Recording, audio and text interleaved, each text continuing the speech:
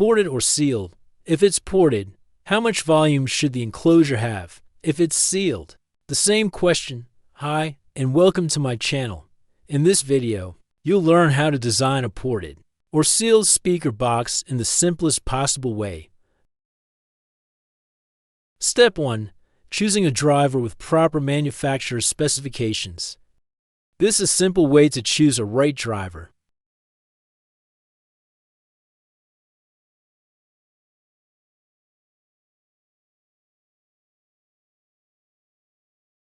In this video, I'll be using a woofer from Dayton Audio as an example.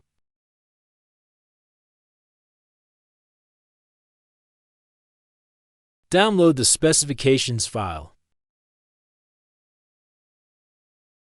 Step 2.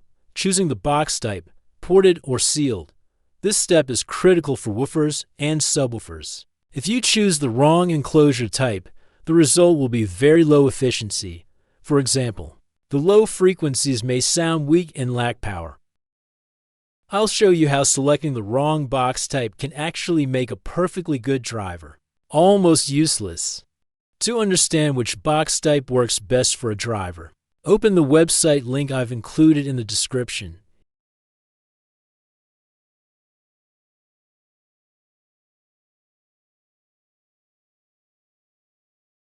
Here, you only need to enter two parameters from the driver specifications, QES and FS, which is the free-air resonance frequency.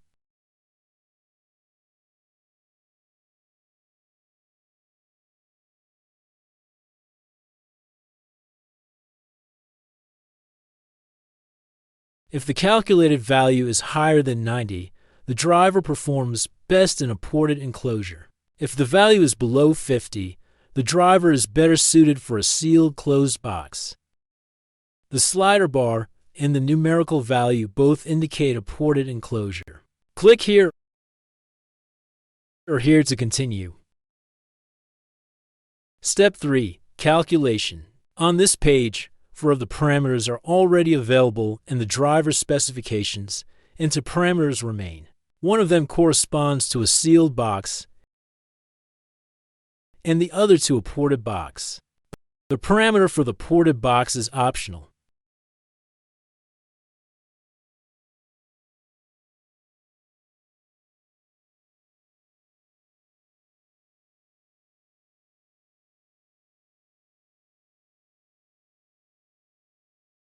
Who can calculate the effective cone diameter using this formula?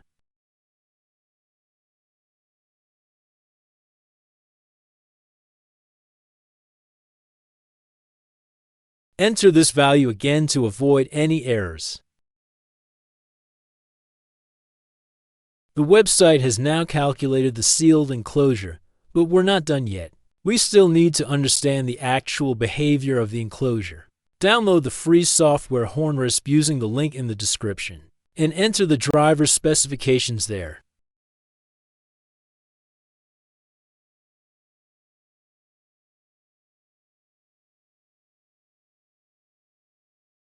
One major advantage of Hornresp is that you don't need to enter every single parameter, as required by many other simulation programs.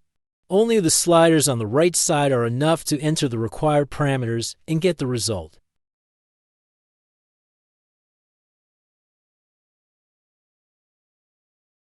As you can see, the driver is basically useless in this configuration. The low frequencies have very weak SPL, and the woofer ends up behaving more like a full-range driver, failing to do the job it was designed for.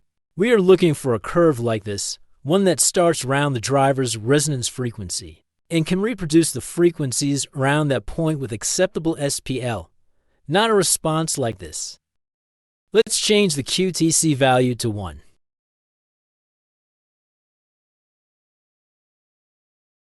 Increasing the QTC value results in a sharper SPL rise, but at the cost of losing a wide range of low frequencies. The effect of change in QTC is clearly visible in this graph. So far, we've seen that a sealed box is not suitable for a driver, and we've also learned how to design a sealed enclosure. Now, let's move on to the ported box. At this point, We have all the required information to design a ported enclosure. In Hornresp, open the Design Wizard and select Bass Reflex. VRC represents the box volume. Move the slider until it matches the VB value we calculated earlier.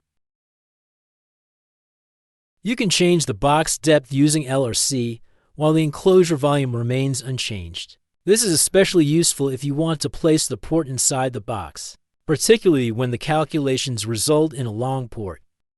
A P is the port cross-sectional area, since the website provides the port diameter. You can use this relationship to calculate the port's cross-sectional area.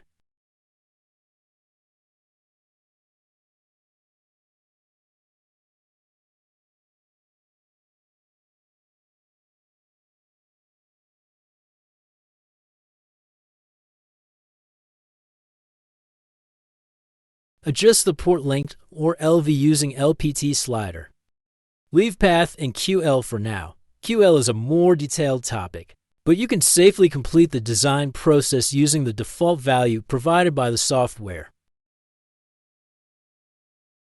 The result now shows the ported enclosure response. In this configuration, the driver operates much more efficiently and can reproduce low frequencies with sufficient power.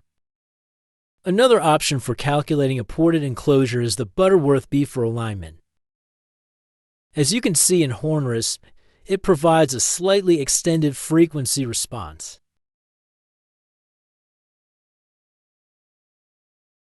There is an important note here that helps when the port volume becomes significant.